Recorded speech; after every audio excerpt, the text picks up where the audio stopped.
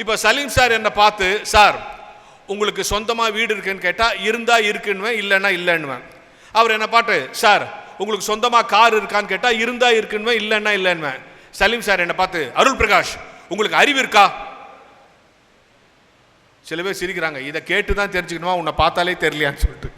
மற்றதெல்லாம் கேட்டால் இயல்பாக எடுத்துக்கிறோம். யாராவது நம்மளை அறிவு இருக்கான்னு கேட்டால் நமக்கு கோபம் வருது. ஏன் சொல்லுங்க? நம்மளை யாராவது பார்த்து அறிவு இருக்கான்னு கேட்டால் நமக்கு கோபம் வருது இல்லை? ஏன் தெரியுமா? 3 காரணம். முதல் காரணம் என்ன தெரியுமா? நம்ம இவ்வளோ நாள் இருக்குன்னு நினச்சிருக்கிறோம், இவர் இருக்கான்னு டவுட்டாக கேட்குறாரு. இது முதல் காரணம். 2வது காரணம் என்ன தெரியுமா? நமக்கு இல்லைங்கிறத கண்டுபிடிச்சிட்டாரு. 3வது காரணம் தெரியுமா? இதான் முக்கியமான காரணம். ஆவணங்களால் நிரூபிக்க முடியாத கேள்வி கேட்கும் போதெல்லாம் நம்ம கோவப்படுவோம். இப்போ என் வயசு என்ன, பெர்த் சர்டிஃபிகேட்டை காட்டி நிரூபிச்சிடலாம். என்ன படிச்சிருக்கேன், டிகிரி சர்டிஃபிகேட்டை காட்டி நிரூபிச்சிடலாம். எங்கள் வீடு எங்கே இருக்குது, அட்ரஸ் ப்ரூஃபை காட்டி நிரூபிச்சிடலாம். நான் என்ன கம்யூனிட்டி, ஜாதி சர்டிஃபிகேட்டை காட்டி நிரூபிச்சிடலாம். எனக்கு அறிவு இருக்குன்னு ஏதாவது சர்டிஃபிகேட் காட்ட முடியுமா? எந்த டாக்டருக்கு போய்ட்டு டாக்டர் எனக்கு அறிவு இருக்குன்னு ஒரு சர்டிஃபிகேட் கொடுங்கன்னா கொடுப்பானா? கொடுத்தானா அந்த டாக்டருக்கு அறிவு இல்லைன்னு அர்த்தம்.